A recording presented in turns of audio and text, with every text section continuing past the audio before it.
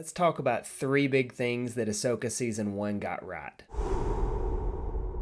Today, I want to talk about 3 really big things that the Ahsoka series got right and why it is so important that they did these 3 things. Before we get started, please don't forget to hit that like button and subscribe if you are interested in daily Star Wars content. The first big thing that Ahsoka got right was that it really honed in what our story is going to be moving forward. This is really this New Republic timeline that we keep talking about. The Mandalorian is included in this time. The Book of Boba Fett goes on. We're going to have Skeleton Crew. We have Ahsoka. That's the big timeline that we're talking about. Now in The Mandalorian, it's really easy to get caught up on Grogu and Din Djarin and Mando and all the action and lose sight of the fact that they are really pointing us towards the idea that the Empire is not quite gone yet. There's still an Imperial remnant. Sometimes that kind of gets lost in translation because we're caught up with how cute Grogu is or how great Din Djarin is at beating up the bad guys, or we're enamored that Luke Skywalker even showed up. And we forget the fact that we're telling a big picture story that the Empire isn't gone yet. That's a problem. As we watch through Mando seasons 1, 2, and 3, we do get pictures of this with a lot of other things thrown in, and season 3 really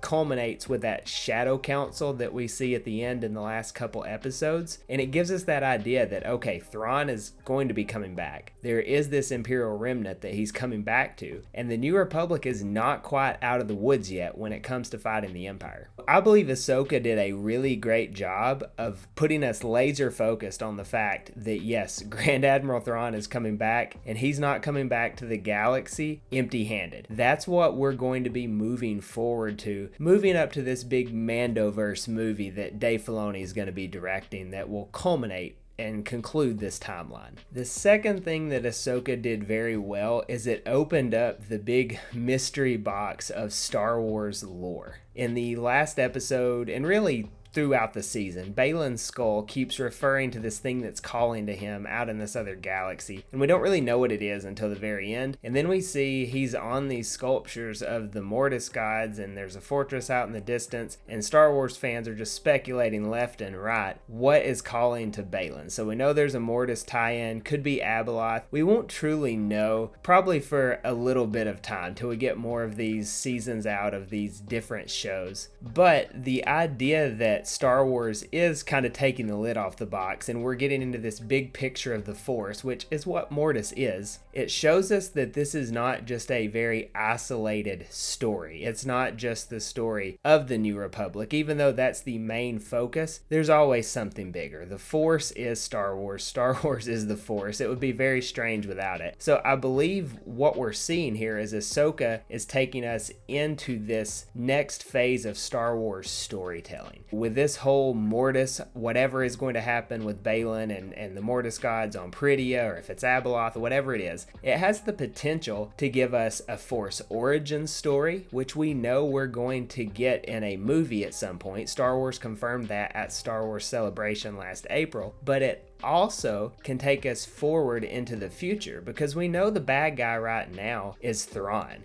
I don't think they're going to throw in this Force deity like Abeloth or something along those lines on top of the Thrawn story. I think that's going to be something later. So as there is a Rey movie coming out in a few years, and sequel haters, it is what it is. You can move forward. This Rey movie is going to happen, and there's going to have to be a bad guy for her to fight, some sort of dilemma for her new Jedi Order. And so this can really be a bad guy, if it is Abeloth or whatever is calling to Balin. This can be something that branches back in time and we get some Force Origins ideas and information. It can be a thing going on currently as Balin is looking for this, and it can be a future issue for Rey and her new Jedi Academy. This is a big picture move for Star Wars. Dave Filoni is taking the lid off the box, and I'm really excited to see where it's going to go moving forward. Lastly, and this is most important to me, but I am a kid who grew up on Anakin Skywalker, is that Star Wars has put put the focus back on its main character, which is Anakin. The entire series, or the entire first season of Ahsoka, was focused on master and apprentice, so we see that relationship between Ahsoka and Sabine, but we also see the relationship between Ahsoka and Anakin.